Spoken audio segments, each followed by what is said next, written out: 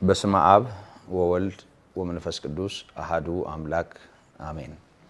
የተወደዳችሁ በጌታ ጸጋና ምሕረት እግዚአብሔር በሰጠን እድል ከኛ ጋራ በያላችሁበት በመሆን ሕያው የሆነውን አምላካችንንና አባታችንን የምታመልኩና የምታከብሩ ጸጋው በጥበብ በአእምሮ ሁሉ ይብዛላችሁ እያል እግዚአብሔር በምሕረት ደግፎ ያለፈውን ጊዜ በቸርነቱ አሳልፎ ደግሞ እንደገና የጌታችን የመድኃኒታችን የኢየሱስ ክርስቶስን መገለጥ ለምናስብበት ምድሪቱ ሁሉ የጌታን መወለድ በአንድ ቃና በአንድ ድምፅ ለምታስብበት ለዚህ ጊዜና ሰዓት እንኳን አደረሰን አደረሳችሁ እንላችኋለን። እንደ ጌታ በጎነት ከኔ ጋራ ካሉ ከነዚህ ሁለት አገልጋይ ወንድሞች ጋር የእግዚአብሔርን ቃል እንካፈላለን። በዮሐንስ ወንጌል ምዕራፍ 1 ከቁጥር 1 እስከ 18 ያለውን በማንበብ እግዚአብሔር አንድ ልጁን ወደዚህ ዓለም ያስገባበትን ቃል ሥጋ የሆነበትን ጸጋና እውነትን ተመልቶ በእኛ ያደረበትን እውነት በማስታወስ እንዲሁ ለመዘከር ለማሰብ ለማስታወስ ሳይሆን እያንዳንዳችን በምን ያህል ፍቅር እንደተወደድን እግዚአብሔር ምን እንዳደረገልን እያስተዋል እግዚአብሔርን የምናመልክበትን ጸጋ እንድናገኝ የሚጠቅመንን የእግዚአብሔር ቃል በጋራ የምንካፈልበት ጊዜ ነው።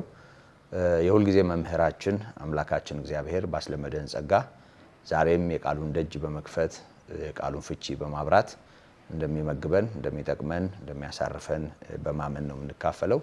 በድጋሚ በጎነቱን ለምንናገርበት ማዳኑን ለምንተርክበት የምስራች ለምንልበት እንኳን ደስ አላችሁ ለምንልበት እንኳን አደረሳችሁ ለምንልበት ለዚህ ሁኔታ በምህረት ደግፎ ያበቃንን ያደረሰንን አምላካችንን እናመሰግናለን። ቃሉን አነባለሁ። በመጀመሪያ ቃል ነበር፣ ቃልም በእግዚአብሔር ዘንድ ነበረ፣ ቃልም እግዚአብሔር ነበረ። ይህ በመጀመሪያው በእግዚአብሔር ዘንድ ነበረ። ሁሉ በእርሱ በሆነ ከሆነውም አንዳችስ እንኳ ያለ እርሱ አልሆነም። በእርሱ ሕይወት ነበረች፣ ሕይወትም የሰው ብርሃን ነበረች። ብርሃንም በጨለማ ይበራል፣ ጨለማም አላሸነፈውም። ከእግዚአብሔር የተላከ ስሙ ዮሐንስ የሚባል አንድ ሰው ነበር። ሁሉ በእርሱ በኩል እንዲያምኑ ይህ ስለ ብርሃን ይመሰክር ዘንድ ለምስክር መጣ። ስለ ብርሃን ሊመሰክር መጣ እንጂ እርሱ ብርሃን አልነበረም። ለሰው ሁሉ የሚያበራው እውነተኛው ብርሃን ወደ ዓለም ይመጣ ነበር። በዓለምም ነበረ፣ ዓለሙም በእርሱ ሆነ፣ ዓለሙም አላወቀውም። የእርሱ ወደ ሆነው መጣ፣ የገዛ ወገኖቹም አልተቀበሉትም። ለተቀበሉት ሁሉ ግን በስሙ ለሚያምኑ ለእነርሱ የእግዚአብሔር ልጆች የሆኑ ዘንድ ስልጣንን ሰጣቸው። እነርሱም ከእግዚአብሔር ተወለዱ እንጂ ከደም ወይም ከሥጋ ፈቃድ ወይም ከወንድ ፈቃድ አልተወለዱም። ቃልም ሥጋ ሆነ፣ ጸጋና እውነትን ተመልቶ በእኛ አደረ። አንድ ልጅም በአባቱ ዘንድ እንዳለው ክብር የሆነውን ክብሩን አየን። ዮሐንስ ስለ እርሱ መሰከረ፣ እንዲህም ብሎ ጮኸ፣ ከኔ በኋላ የሚመጣው እርሱ ከኔ በፊት ነበርና ከኔ ይልቅ የከበረው ሆኗል። ስለ እርሱ ያልሁት ይህ ነበረ። እኛ ሁላችን ከሙላቱ ተቀብለን በጸጋ ላይ ጸጋ ተሰጥቶናልና። ሕግ በሙሴ ተሰጥቶ ነበርና ጸጋና እውነት ግን በኢየሱስ ክርስቶስ ሆነ። መቼም ቢሆን እግዚአብሔርን ያየው አንድስ እንኳ የለም። በአባቱ እቅፍ ያለ አንድ ልጁ እርሱ ተረከው። ምስጋናና ክብር ለስሙ ይሁን። እንግዲህ በተለይ ያለንበት ጊዜ ዘመነ አስተርእዮ በመባል ይታወቃል። የመገለጥ የመታየት ዘመን፣ የማይታይ ማንም ሊቀርበው በማይችል ብርሃን የሚኖር አወጣጡ ከቀድሞ ዘመን ጀምሮ የተባለለት ለህላዌው ለህልውናው መጀመሪያ የሌለው ዘመን የማይቆጠርለት ደግሞ ፍጻሜ የሌለው ሕያው የሆነ ጌታ የሰው ልጆችን ለማዳን በስጋ የተገለጠበትንና የታየበትን እውነት የምናስብበት በዚህም እግዚአብሔርን የምናከብርበትና የምናደንቅበት ጊዜ ላይ ነው ያለ ነው።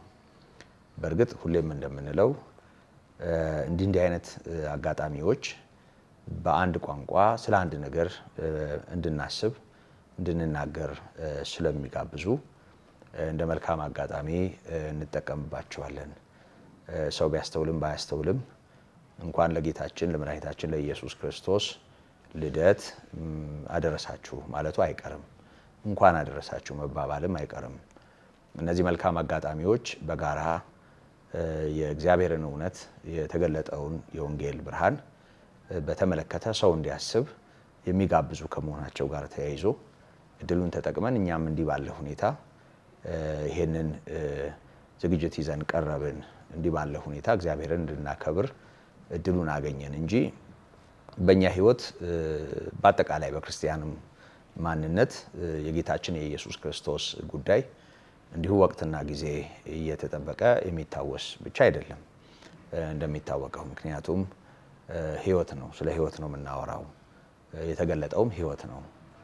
እንዲሁ ዝም ብሎ በእያንዳንዱ ጓዳ ሰው ሲወለድ እና ሲገለጥ ለቤተሰቡ ደስታ እግዚአብሔር ጤናማ ልጅ የሰጣቸው ልጅ የታቀፉ ሰዎች እግዚአብሔር ስለሰጣቸው ፍሬ እግዚአብሔርን የሚያከብሩበት ወይም የሚያደንቁበት ሁኔታ እንዳለ ይታወቃልና ይሄኛው ከዚህ ላቅ ይላል።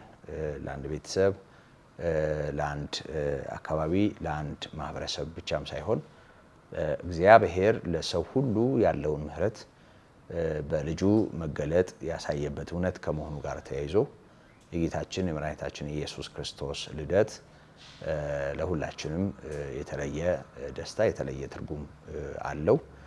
እንግዲህ ወደ ዝርዝሩ ለመግባት አሁን ባነበብኩት የወንጌል ክፍል ጌታችን መድኃኒታችን ኢየሱስ ክርስቶስ ቅድመ ዓለም በቃልነት የኖረ በእግዚአብሔር ዘንድ የኖረ ራሱም እግዚአብሔር የነበረና በፍጥረት ሁኔታ ውስጥ እግዚአብሔር ሲፈጥር አብሮ የነበረ የሚመለከት ሳይሆን ራሱ በቃልነቱ ዓለማትን የፈጠረ ያለ እርሱ ምንም አልሆነም በማለት ዮሐንስ እንደተናገረው ያው የሁሉ ነገር ምንጭ የሕይወት ምንጭ ነው። ይህንን የመጀመሪያው ክፍል ላይ ያሳየንና ከዛ ባሻገር ይሄ እውነት ወደዚህ ዓለም ሲመጣ ሰዎች በዚህ ማንነቱ እንዲቀበሉት እግዚአብሔር ስላዘጋጀው መንገድ ጠራጊ ጠቆም አድርጎን ያልፋል። ከዛ ባሻገር በጣም አሳዛኙ ነገር የመጣው የራሱ ወደ ሆነው ነው ይለናል። ያው መጣ በዚህ ቋንቋ ተገለጠ ማለት እንደሆነ ይታወቃል። ወደ ፈጠረው ወደ ነበረበት ነው የመጣው።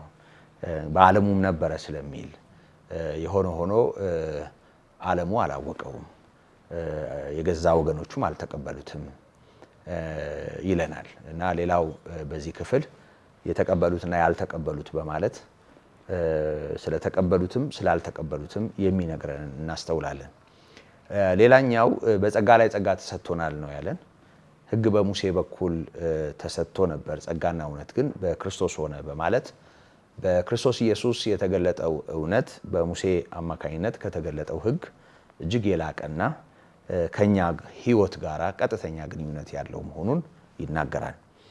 ከዛ ባሻገር ቀጣዩን አንቀጽ ሲደመድም ቁጥር 18 ላይ እግዚአብሔርን ያየው አንድስ እንኳ የለም፣ በእቅፉ ያለ አንድ ልጁ እርሱ ተረከው በማለት የማይታየውን ማሳየት የቻለ እንደ ዕብራውያኑ ጸሐፊ የክብሩ መንጸባረቅ የባህሪው ትክክለኛ ምሳሌ ሆኖ የተገለጠ መሆኑን ይነግረናል። ይሄ እንግዲህ አሁን ባነበብኩት ክፍል የምናነበው የምናስተውለው እውነት ነው። ከዚህ እውነት ተነስተን እግዚአብሔር ወደ ዓለም ያስገባው አንድ ልጁን ከመሆኑ ጋር ተያይዞ ዓለማት የተፈጠሩበትን ከመሆኑ ጋር ተያይዞ እግዚአብሔር ስጋ እንዲሆን የሰውን አካል ገንዘብ እንዲያደርግና በስጋ እንዲገለጥ የማይሞተው ሊሞት ወደሚችልበት ማንነት እንዲወርድ ያደረገበት ታላቅ ስራ ከመሆኑ ጋር ተያይዞ የጌታችን የኢየሱስ ክርስቶስ የመገለጥ ዋና ዓላማ የዲያብሎስን ስራ ማፍረስ እና በዲያብሎስ ተንኮል የወደቀውን የሰው ልጅ ማንሳት እንደሆነ እናስተውላለን። ዮሐንስም ለዚህ ነው በአንደኛ መልእክቱ ምዕራፍ 3 ቁጥር 8 ላይ የዲያብሎስን ስራ እንዲያፈርስ የእግዚአብሔር ልጅ ተገለጠ ያለው። ከዚህ የተነሳ እስቲ እንግዲህ ከመነሻው ጀምሮ ብናነሳ መልካም ነው። የዲያብሎስን ስራ እንዲያፈርስ ነው የተገለጠው ይለናል። እና ምንድነው የዲያብሎስ ስራ? ዲያብሎስ በሰው ህይወት ውስጥ ያመጣውን ተጽዕኖ ብዙዎቻችን እንዲሁ ጠቅለል ባለመልኩ የምንረዳው ይመስለኛል። ግን ደግሞ እንደ ቃሉ በደንብ አድርጎ ማስተዋል መልካም ስለሚሆን የጌታችን የመምጣቱን አስፈላጊነት በዛ መጠን እንድናስተውል ስለሚጋብዝ ዲያብሎስ ምንድነው ያደረገው? ያለ ጌታችን ያለ ኢየሱስ ክርስቶስ መገለጥ የሰይጣን ስራ አይፈርስም ነበር ወይ? የጌታችን መምጣት የግድ የሆነበት አግባብ ምንድነው የሚለውን ነገር ብንመለከት መልካም ነው። ወንድሜ ያሬድ በዚህ ጉዳይ በውስጥ ያለውን አካፍለንና በዚሁ መንገድ እየተወያየን የምንቀጥል ይሆናል። እንግዲህ በአገልግሎት ያው አብረን በእንዲህ አይነት መልኩ ከማገልገላችን ጋር ተያይዞ ያው ብዙዎች ያውቋቸዋል በሚል ስም አላስተዋወቅኩም። ያው በተለመደ ሁኔታ ግን ወንድሜ ያሬድ ተስፋዬና ወንድሜ ሙሉቀን አማረ ይባላሉ። እንግዲህ በጣም እንግዳ ለሆነ ሰው ወንድሜ ያሬድ በዚህ ጉዳይ ያለህ የምታካፍለን መልካም ነው። ቅድሚያ ለሱ ሰጥቻለሁ። መልካም አምላካችን እግዚአብሔር ስሙ ለዘላለም የተባረከና የተመሰገነ ይሁን። እንግዲህ እየተካፈል ነው ያለው እውነት እግዚአብሔር ለሰው ልጆች ሁሉ ስላደረገው ምሕረት፣ እግዚአብሔር ለሰው ልጆች ሁሉ ስላደረገው በጎነት፣ ታሪካችን ስለተለወጠበት እውነት ነው እየተካፈልን ያለ ነው እና እግዚአብሔር አምላካችን ስለ ሁሉም ነገር ስሙ ለዘላለም የተባረከ ይሁን። እንግዲህ ስለ ጌታችን ስለ መድኃኒታችን ስለ ኢየሱስ ክርስቶስ መገለጥ ስንነጋገር አንድ ነገር እንድናስተውል እፈልጋለሁ። ድርጊቱ እንዲሁ ቀላል ስላይደለ ማለት ነው። በተለይ በእግዚአብሔርና በእኛ በሰዎች ወይም ደግሞ በሰው ልጆች መካከል ሊወገድና ሊስተካከል የሚገባ መፍትሄ የሚሻ ነገር እንዳለ ይታወቃል። ሰው እግዚአብሔር ሲፈጥረው ለክብር በመልኩ ባሪያው የፈጠረው እንደሆነ ይታወቃል። መጽሐፍ ቅዱስ ይህንን በግልጽ ስለሚነግረን ማለት ነው። ሰው ፍጥረቱ ስሪቱ እንዲሁ ቀላል ነገር አይደለም።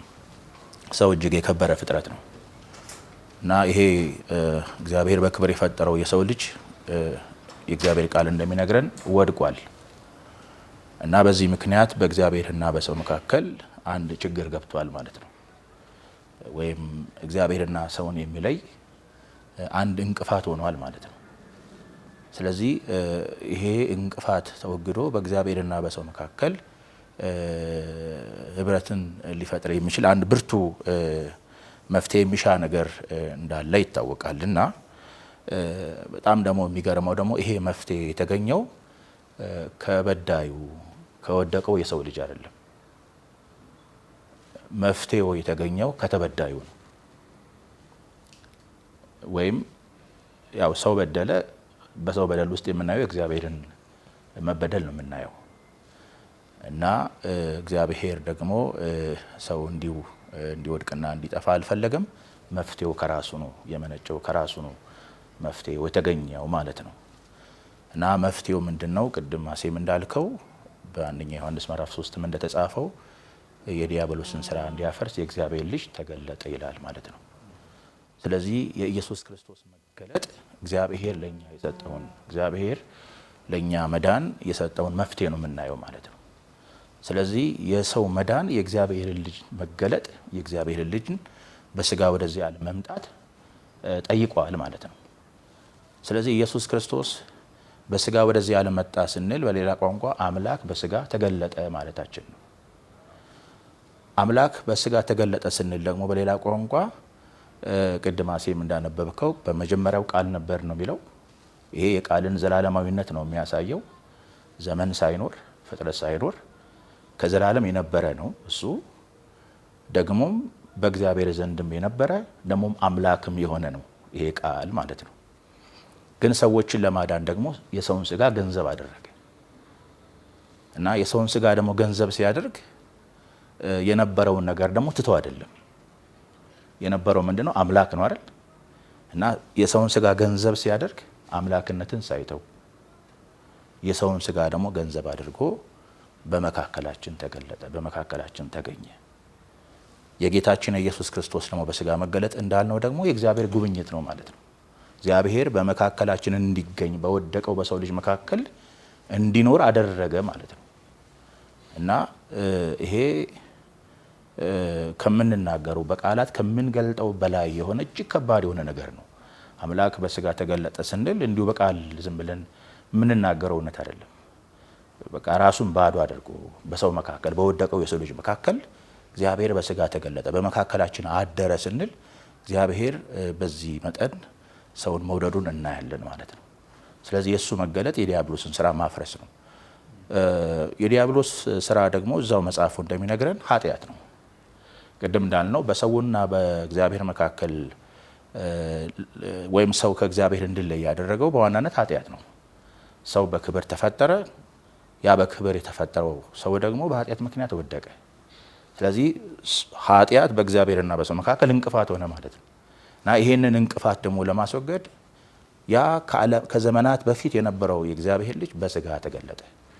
የዲያብሎስን ስራ ለማፍረስ ወይም ኃጢአትን ከሰው ልጆች ነቅሎ ለመጣል ከሰው ሕይወት ውስጥ ኃጢአትን ለማስወገድ ይሄ ጌታ በስጋ ተገለጠ ማለት ነው። ይሄ የቤተክርስቲያን አባቶችም እንደሚሉት እግዚአብሔር ዓለማትን ከፈጠረበት ጥበብ ይልቅ እኛን ያዳነበት ጥበብ ይበልጣል ብለው እንደነገሩን ማለት ነው እና ይሄ በጣም እጅግ እጅግ የከበረና እጅግ በቃላት ልንገልጠው ከምንችለው በላይ የሆነ እውነት ነውና እግዚአብሔር አምላካችን እኛን ስለማዳኑ ስሙ የተመሰገነ ይሁን። አሜን። ክብር ለአምላካችን ይሁን።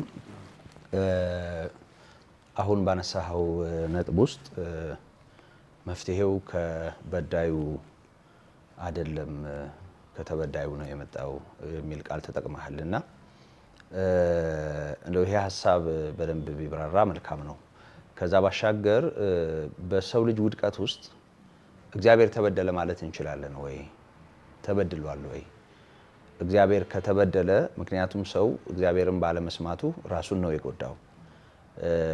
የወደቀበት አዘቅት በጣም ትልቅ ነው እና ከዚህ ባሻገር እስቲ ምንድነው እግዚአብሔር ተበደለ የምንለው?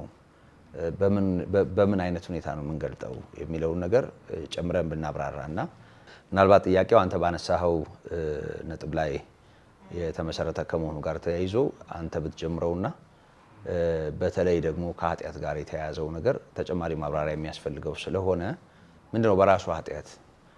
ብዙ ጊዜ ያው ኃጢአት ስንል እንዲሁ ብዙ ሰው በጋራ የሚረዳው ነገር እንዳለ እናውቃለን። ግን እንዴት ነው የተገለጠው በእግዚአብሔር ቃል? መቼም ያው ትምህርታችን አስተሳሰባችን እንዲሁ በተባራሪ ነገር ላይ እንዳይመሰረት እግዚአብሔር ቃል በሚለው ልክ እንድናስብ እንገደዳለን። ደግሞም የሚጠቅመን እሱ ስለሚሆን በዚህም አቅጣጫ እንግዲህ በቀጣይነት ወንድሜም በዚሁ ሀሳብ ላይ እንዲሁ መልእክት እንደሚኖር አስባለሁ።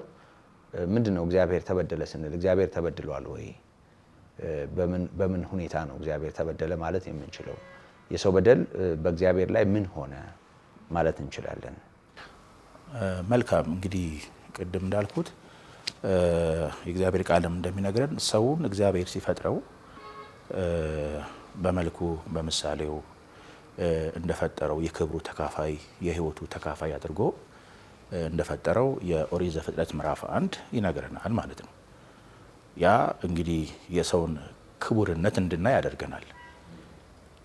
ግን ይሄ የሰው ልጅ እንደውም ሻገር ብለን ምዕራፍ 2ም ስንመለከት እግዚአብሔር በክብር የፈጠረውን የሰውን ልጅ ደግሞ ትእዛዝም ሲሰጠው እናያለን ምዕራፍ 2 ላይ ማለት ነው።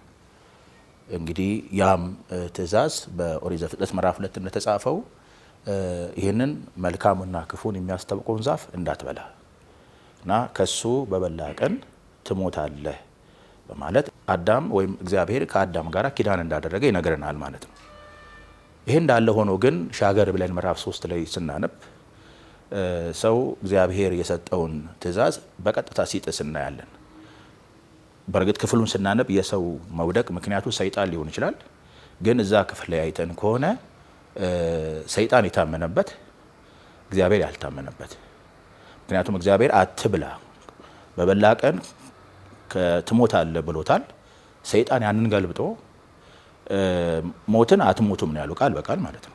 ሞትን አትሞቱም እና እነሱ እንዳትሆኑ መልካሙና ክፉን እንደ እግዚአብሔር እንዳታውቁ ስለሚሻ ስለሚፈልግ ነው የከለከላችሁ ማለት እግዚአብሔርን ከሶ እግዚአብሔር ለነሱ አንዳች የሚጠቅም ነገር እንደደበቃቸው እንደሰወራቸው አድርጎ እግዚአብሔርን በመክሰስ ነው ሰው ያንን እንዲበላ ያደረገው። እና ከመብላት ጀርባ የምናየው ነገር ምንድነው? እግዚአብሔር አልታመነም። ምክንያቱም እምነት ደግሞ በእግዚአብሔርና በሰው መካከል ያለ ግንኙነት ነው። ሰው እግዚአብሔርን ካላመነ የኃጢአት ሁሉ ኃጢአት ነው ማለት ነው። ምክንያቱም እግዚአብሔር የሚታመን አምላክ ነው። ሁሉን የፈጠረ አምላክ፣ የፍጥረት ሁሉ መገኛ የሆነው አምላክ የሚታመን አምላክ ነው እና እግዚአብሔርን ለማመን የኃጢአት ሁሉ ኃጢአት ነው እና ሰው ያንን እንዲበላ ማድረግ እግዚአብሔርን እንዳያምን ያደረገው ማለት ነው። አትሞቱም፣ እግዚአብሔር ትሞታላችሁ ብሏል። አይ እናንተ ደግሞ አትሞቱም አለ እና ይሄ የሰውን ውድቀት የከፋ እንዲሆን ያደርገዋል ማለት ነው። ባጭሩ እግዚአብሔርን አለማመን ነው ሰውን እንዲወድቅ ያደረገው ማለት ነው። እንግዲህ ቅድም አንተም እንዳልከው ኃጢአት አመጽ ነው፣ አላማን መሳት ነው፣ አመጽ ነው። በእግዚአብሔር ላይ የሚደረግ አመጽ ነው። አንደኛ ዮሐንስም እንደሚነግረን ኃጢአት አመጽ ነው ይላል። በእግዚአብሔር ላይ የማመጽ ማለት ነው። በሌላ ቋንቋ መፈንቅለ እግዚአብሔርም ልንለው እንችላለን። ሰው የፈጠረውን አምላክ ትቶ ሕይወቱን የሰጠውን ጽድቁን፣ ፍቅሩን፣ ቅድስናውን ያካፈለውን እግዚአብሔርን ትቶ ለቅሌቱና ለውድቀቱ ለሞቱ ሰይጣንን መረጠ ሰው ማለት ነው። ከሰይጣን ጋር ቆመ፣ ወገነ ማለት ነው ሰው እና ይሄ በእግዚአብሔር ማንነት ላይ የተደረገ ቀጥተኛ አመጽና ቀጥተኛ ጥፋት እና ቀጥተኛ እጅግ ከባድ የሆነ ውድቀት ነው ማለት ነው። ስለዚህ ይሄ ሰውን እንዲወድቅ አደረገው እና እግዚአብሔር በዚህ ተበደለ ማለት ነው። ምክንያቱም ለክብር የፈጠረው እግዚአብሔር ነው። በጣም የሚገርመው እግዚአብሔር ለጥቅማችን፣ እግዚአብሔር ለክብራችን ሲሰራ፣ ሰይጣን ደግሞ ለሰው ቅሌትና ለሰው ጥፋት፣ ለሰው ሞት የሚሰራ ነው እና ሰይጣን በዚህ ታመነ ማለት ነው እና የሰው ባለቤት ሰሪው እግዚአብሔር እስከሆነ ድረስ የሰው ባለቤት እግዚአብሔር ነው እና እግዚአብሔር በዚህ መጠን ተበደለ ማለት ነው። እግዚአብሔር ተገፋ ማለት ነው። ሰው ሞትንና ጨለማን በገዛ መንገዱ መረጠ ማለት ነው። ስለዚህ ሰው ወደቀ እና እግዚአብሔር ታዲያ ይህንን የወደቀውን ሰው እንዴት ያድነው? እንዴት ይታደገው? እንዴት ወደ ነበረበት ክብር ይመልሰው? ሰው በዚህ ሁኔታ ሊድን አይችልም። ወድቋል አይደል? ሰው ወድቋል፣ ጠፍቷል፣ ኃጢአተኛ ነው፣ አመፀኛ ነው። ስለዚህ ለራሱ የሚሆን መፍትሄ ከራሱ ሊገኝ አይችልም። መፍትሄው ከማን ነው? ከፈጠረን፣ ካዳነን ወይም ከሚያድነን ከቅዱሱ ጌታ ከእግዚአብሔር ነው ማለት ነው። ስለዚህ እግዚአብሔር በቃ አሰበ ማለት ነው። በበጎ ፈቃዱ አሰበ። ባድናቸውስ ብታደጋቸውስ ብሎ እግዚአብሔር አሰበ። አስቦ ብቻ አልተውም። እግዚአብሔር ደግሞ ጣልቃ ገባ። ራሱ በስጋ ተገልጦ ወደዚህ ዓለም መጣ። የወደቀውን የሰውን ልጅ ስጋ ገንዘብ አደረገ ማለት ነው። ሁለተኛው አዳም ሆኖ ተገለጠ ማለት ነው። ከኃጢአት በቀር እኛን በነገር ሁሉ መስሏል ማለት ነው። የወደቀውን የአዳምን የኃጢአትን ዘር አልተካፈለም፣ ግን የሰውን ማንነት የሰውን ስጋ ገንዘብ አድርጎ መፍትሄ ሊሆን በመካከላችን ጸጋና እውነትን ተሞልቶ በመካከላችን አደረ ማለት ነው እና እንደዛ ነው ለማለት ነው። መልካም እንግዲህ ያው በደል ብለነዋል። ሰው ተጎድቷል፣ ልክ ነው። ምክንያቱም ይሄን በበላህ ቀን ትሞታለህ ነው ያለው። ይሄን የነገረው የፈጠረው አምላክ ነው። ያንን ካደረገበት ጊዜ አንስቶ የሰው ልጅ በብዙ ጉዳት ውስጥ አልፏል። ያው ዘፍጥረት ምዕራፍ 3 ላይ እንደተጠቀሰው መልካም በደሉን በተመለከተ በአዲስ ኪዳን ቅዱሳት መጻሕፍትም ላይ እንደዚሁ በግልጽ የተቀመጡ ነገሮች ስላሉ ቅድም ያነሳነውን ኃጢአትን በተመለከተ እንደው ሰው በደንብ ካልተረዳው መድኃኒቱንም በዛው መጠን አይረዳም። ሰው በችግሩ መጠን ነው መፍትሄውን የሚያከብረው። አንዳንድ ጊዜ በህይወታችን ያለው ችግር የሚያደርስብን ጉዳት በታየን መጠን መፍትሄ እንፈልጋለን። ይሄ ምንም ጥርጥር የለውም። ስለዚህ ሰው ኃጢአትን በተመለከተ አንዳንዴ ሰው አንጻራዊ እይታ ውስጥ ይገባና እኔ ከማን ይልቅ ኃጢአተኛ ነኝ ይላል። እንደውም በተለምዶ አንዳንዶች እኔ ከማን ይልቅ ኃጢአት ሰርቻለሁ፣ እኔ ቄስ አልገደልኩ ሲሉ እንሰማለን። እና ኃጢአትን ሰዎች የሚያዩበት አይን አለ። ግን እንደ እግዚአብሔር ቃል ኃጢአት ምን ማለት ነው? እግዚአብሔር ተበድሏል ከሚለው ሀሳብ ጋር ተያይዞ ይሄ ነገር በደንብ ቢታይ ጥሩ ነው። ኃጢአት ወደ ዓለም የገባበትም መንገድ ጎልቶ ቢታይ ጥሩ ነው እና ወደ ወንድሜ ወደ ሙሉቀን እንሄዳለን። የእግዚአብሔር ስም የተባረከ ይሁን። እንግዲህ የጌታችን የኢየሱስ ክርስቶስን ልደት ምክንያት በማድረግ ነው ለዚህ ውይይትና ንግግር የበቃ ነው። መቼም የጌታችን የኢየሱስ ክርስቶስ ልደት በየዕለቱ የምንኖረው ሕይወት እንደሆነ ይታወቃል። ነገር ግን በየዓመቱ ደግሞ የበለጠ ያንን ሁኔታ በተሻለ ሁኔታ የምናዘክርበት እንደገና የምናስብበት ቀን ስለሆነ በታላቅ ደስታ የእግዚአብሔርን ቃል እንነጋገራለን። እንግዲህ አሁን እስካሁን ሲነሳ እንደነበረው ለምን እንዲህ ሆነ ማለት አስተርእዮ ለምን ሆነ፣ መገለጡ ለምን ሆነ፣ ምክንያቱ የእግዚአብሔር ልጅ የዲያብሎስን ስራ ሊያፈርስ ተገለጠ፣ ለምን ተገለጠ፣ ራሱ ለዚህ ምንድነው ምክንያቱ፣ ሳቢያው ምንድነው፣ ከዛ በስተጀርባ ለሚለው ብዙ ማብራሪያዎች ተሰጥተዋል። በተለይ ማዕከል የተደረገው ያው ሰዎች በእግዚአብሔር ላይ አመፅ ስላደረጉ ኃጢአት እንግዲህ አንዱ መንስኤ ነው። ምንም እንኳ ስለ ኃጢአት እየተናገርን የእግዚአብሔርን ፍቅርና ምሕረት ባናደበዝዝም ማለት ነው። ምንድነው ከኃጢአት አሻግረን የበለጠ የምናየው የእግዚአብሔርን ፍቅር ነው። ብዙ ጊዜ በእግዚአብሔር ቃል ውስጥ እግዚአብሔር ለካ በዚህ መጠን ለእኛ ክብር አለው፣ ፍቅር አለው፣ ርኅራኄ አለው። በውድቀት ውስጥ ሆኖ የሰው ልጅ አሁንም ምንን ያያል ማለት የእግዚአብሔርን ፍቅር ነው የምናየው እና ኃጢአትን እንደ አንበሳ ወይም ደግሞ ከእግዚአብሔር ፍቅር እንደሚበልጥ አድርገን መቼም አናስበውም። ግን ምክንያታዊነት አለው። የእግዚአብሔር ልጅ መገለጥ ምክንያት አለው። በዚህ እንግዲህ ለውይይታችንም አንዱ መንስኤ የሆነው በአንደኛ ዮሐንስ ምዕራፍ 3 ላይ ያለው ሀሳብ ነው። በዚህ ክፍል ላይ ሐዋርያው ዮሐንስ እንግዲህ ለክርስቲያኖች በተለይ ላመኑት በቀጥታ እየተናገረ ነው። እኛ የእግዚአብሔር ልጆች ነን ይላል። ከእግዚአብሔር የተወለደ ሁሉ ኃጢአትን አያደርግም እያለ ይሄዳል። በእግዚአብሔር ልጆችና በዲያብሎስ ልጆች መካከል ያለው ልዩነት እያጎላ እያብራራ ነገሩ እኮ ራሱ ወዲህ ነው ይላል።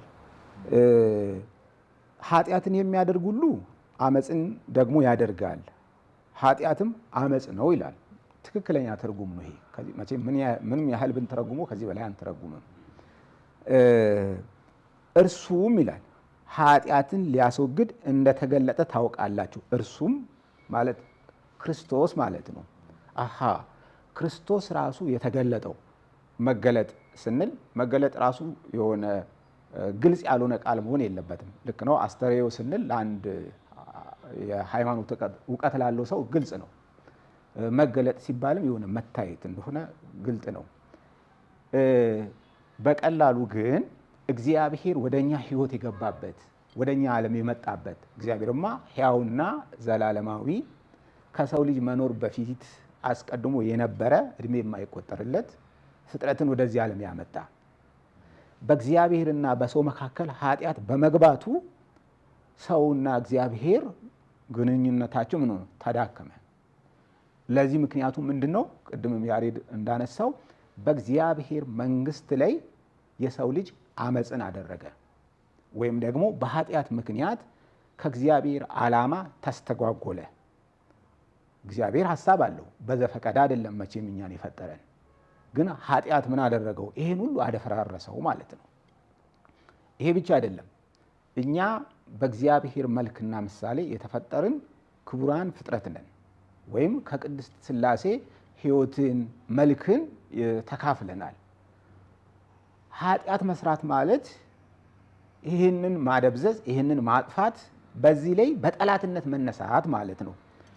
አሃ እንዲህ ከሆነ ይህንን ራሱ ሰው ከየት አመጣው ለሚለው ይህንማ ወደዚህ ዓለም ያስገባው ዲያብሎስ ራሱ ነው። ኃጢአትን ወደ ሰው ሕይወት ያስገባው የበደል ምንጭ፣ የትዕቢት ምንጭ፣ የኃጢአት ምንጭ ራሱ ዲያብሎስ ነው። ስለዚህ የእግዚአብሔር ልጅ ይህንን የጥንት ጠላት የኃጢአት ፈጣሪ የሆነውን ድል ለማድረግ ወደኛ ዓለም ገባ ማለት ወደኛ ህይወት መጣ። በጣም ግሩም ነው ይሄ። አሁን እግዚአብሔር ወደ እያንዳንዳችን ህይወት መጥቷል ማለት ተገለጠ ስንል የኛን ዓለም የኛን ህይወት የኛን ማንነት ተዋሃደው ወይ ደግሞ በተዋህዶ ለባህሪያችን ጤንነት ለመስጠት ህይወት ለመስጠት እኛን ለመፈወስ ወደኛ ህይወት መጣ። አስቀድሞ ኃጢአት በእኛና በእግዚአብሔር መካከል ምን ሆነ? ግርዶሽ ሆነ። አሁን ግን ሰው ወደ እግዚአብሔር ለመድረስ በጌታችን በኢየሱስ ክርስቶስ ብቻ እንደሆነ እናውቃለን። ለምን?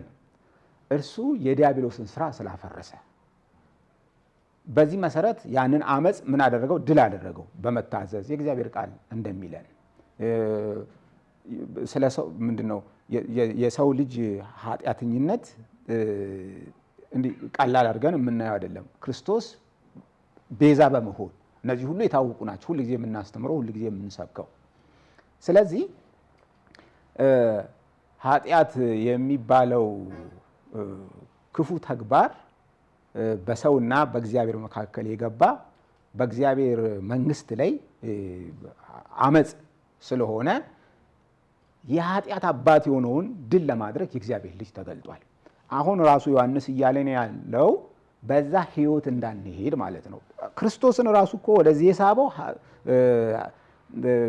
የዲያብሎስ ተንኮልና ሰውን ለማዳን ነው። ስለዚህ ወደዛ እንዳትገቡ እያለን ነው፣ እያስተማረን ነው። ጥንትም ኃጢአት ክፉ ነው፣ ዛሬም እጅግ ክፉ ነው። የእግዚአብሔር ልጅ ለዚህም ነው ደግሞ መከራ የተቀበለው፣ ለዚህም ነው በመስቀል ሞት ያለፈው፣ ያን ሁሉ ህማም የተቀበለው። ስለዚህ ወደዛ መሄድ አያስፈልግም። ወደ ኃጢአት ነገር የእኛም መገለጫ አይደለም፣ ይሄ እግዚአብሔር ያዘነበት ነው የሚል ነው። በጥቂቱ ሀሳብ በዛ ላይ ለመጨመር ያህል። መልካም እንግዲህ በመጀመሪያው ሰው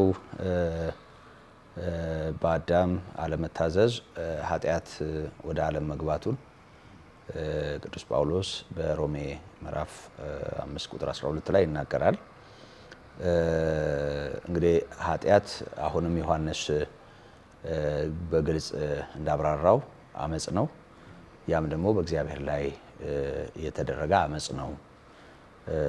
እንግዲህ አመጽ ምን ማለት እንደሆነ ስለሚገባን ኃጢአት አመጻ መሆኑን ሰው ልጅ በፈጠረው ላይ በማመጽ ወይም የፈጠረውን ባለመታዘዝ ወድቋል። ኃጢአት የሚባለው የገባበት የመጀመሪያው ምዕራፍ እሱ ነው።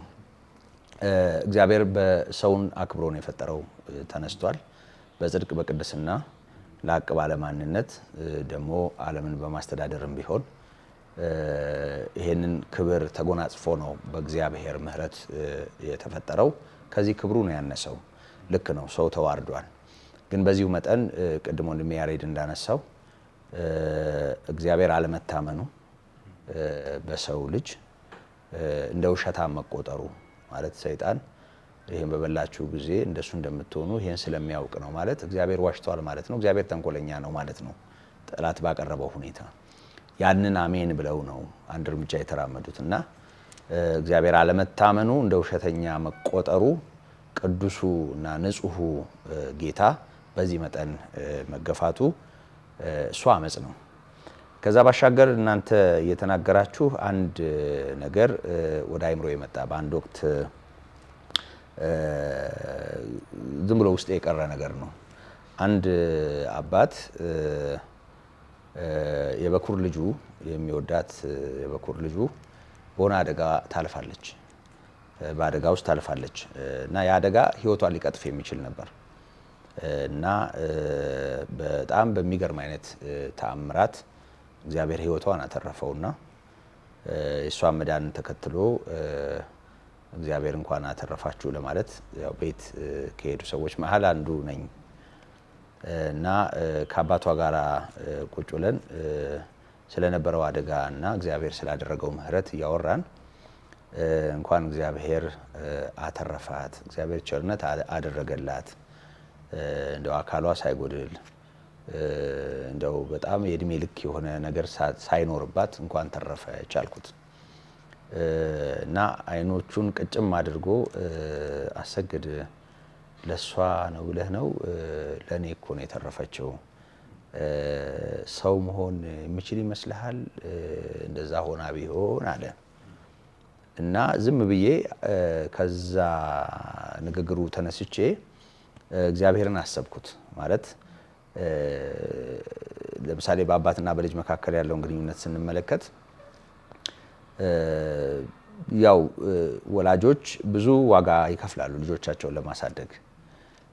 ልጆች በወላጆቻቸው ብዙ ነገር ነው ህይወት የሚባለውን ህይወት የሚኖሩት እና አሁን ዝም ብለን ስናየው የሚመግብ አባት ነው፣ የሚንከባከብ አባት ነው፣ ቢታመሙ ሐኪም ቤት ይዞ የሚያንጠልጥሎ መሄድ ወላጅ ነው። ልጆች እንግዲህ በሰው ቋንቋ አድገው ምናልባትም ጧሪ ወይም ደግሞ ምላሽ ሰጪ ከመሆናቸው በፊት ብዙ ነገር ነው ዋጋ የሚያስከፍሉት። አሁን በዛን ጊዜና ሰዓት ያ ችግር ያችን ልጅ ህይወቷን ቢወስደው ህይወቷ ቢያልፍ ዝም ብለን ስናየው አባትየው የሚከፍለው ዋጋ ለማስተማርም ሆነ እሷ ለማሳደግ የሚከፍለው ዋጋ ነው የሚቀንሰው አይደል? እንደዛ ብለን እናስባለን። የሆነ ነገር ወረደ፣ ግን እንደሱ ማሰብ አንችልም በጭራሽ። እንደሱ በጭራሽ አይታሰብም፣ እንደ ዕዳም አይቆጠርም። ያ በቃ ማለት ወላጅ የትኛውንም ዋጋ ይክፈል ያንን እንደ ዋጋ አይቆጥረውም። በቃ እንደ ግዴታው ነው የሚያደርገው። ከዛ ባሻገር እዚህ መሀል ያለው ግንኙነት ምንድነው? ያቺ ልጅ ብታልፍ እንዲህ አይነት አደጋ ቢደርስ ወላጅ ልብ ውስጥ የሚቀረው ነገር ምንድነው ብለን ስናይ በምንም ተአምር ዕዳ ቀለለልኝ ሊሆን አይችልም። የራሷ ጉዳይ በራሷ ጥፋት ነው በራሱ ጥፋት ነውም ሊሆን አይችልም። ሀዘኑ ከቋንቋ ያልፋል ማለት ነው። ልብ የሚሰብርና በጣም በጣም ከባድ ነገር ነው የሚሆነው። በሌላ ነገር መግለጥ አንችልም። ስለዚህ እግዚአብሔር ፍቅር ነው። ከራሱ በመነጨ ፍቅር ሰውን ፈጥሮታል። ሰውን ሲፈጥር ደግሞ ሰውን አክብሮታል። ሰው ልጅ ተዋርዷል እና አንዳንድ ጊዜ ከሕግ ጋር የተያያዘውን ጥሰትና ከዛ ጋር የተያያዘውን ፍትሐዊ ውሳኔና ቅጣት ነው እንጂ አእምሯችን የሚያስበው የሰው ልጅ ከእግዚአብሔር ፍቅር በመንሸራተቱ እግዚአብሔር ምን ያህል ልቡ ሊያዝን እንደሚችል ጉዳዩ ከፍቅር ጋር የተያያዘ መሆኑን ላናስተውለው እንችላለን እና አሁንም በዛ መልኩ እግዚአብሔር ልክ ነው። ያከበረውን አጥቶ የወደደውን አጥቶ በአምሳሉ የፈጠረው ተበላሽቶበት እግዚአብሔር አዝኗል። እግዚአብሔር በጣም የሚገርም አይነት አፍቃሪ አምላክ ነው። ምክንያቱም ዮሐንስ አንድ ልጁን እስኪሰጥ ድረስ ዓለሙን እንዲሁ ወደደ ሲል እግዚአብሔር በሰው ልጅ መዳን ዙሪያ የከፈለው ዋጋ ልቡን ያሳየናል። ለሰው ያለውን ልብ ይህንን በቃላት መግለጥ አንችልም። በተገለጠው ነው የምናየው። በፊደል ይህንን አናብራራውም። በታየው ነው የምናስተውለው እና ልክ ነው እግዚአብሔር አለመታመኑ፣ እግዚአብሔር መገፋቱ፣ እግዚአብሔር በዚህ መንገድ ቦታ ማጣቱ ልክ ነው፣ በደል ነው። ግን ከዚህ በላይ እግዚአብሔር ለሰው ያለውን ነገር ሰው በሆነው ልጁ በኩል እናየዋለን። መልካም። ይሄ እንዳለ ሆኖ ከሰው ውድቀት ጋር ተያይዞ መቼም እግዚአብሔር ተስፋን ሰጥቷል አይደል? ከመጀመሪያው የውድቀት ምዕራፍ አንስቶ ከዘፍጥረት 3:15 አንስቶ አሁንም ያነሳ ነው አብይ ርዕስ ያደረግነው የቃል ሥጋ መሆን ስለሆነ እና እስቲ እግዚአብሔር ስለ ሰው መዳን ከመጀመሪያው የውድቀት ምዕራፍ አንስቶ የሰጠውን ተስፋውን ወደ ፍጻሜ ለማምጣት ያደረገውን ነገር ቃል ሥጋ በሆነበት እውነት ውስጥ ማለት ነው። ይህንን ነገር በማንሳት ወደ ተነሳንበት ነጥብ ብንመጣ እና እግዚአብሔር ለሰው ተስፋን ሰጥቷል፣ ቃል ሥጋ ሆኗል እና ተስፋውን ከፍጻሜው ጋር አገናኝተን ብንመለከተው ወንድሜ ሙሉቀን በዚህ ዙሪያ እግዚአብሔር ፍቅር የተገለጠበትን ምሕረት የተገለጠበትን ተስፋና ፍጻሜ አንድ ላይ አያይዘን ብናየው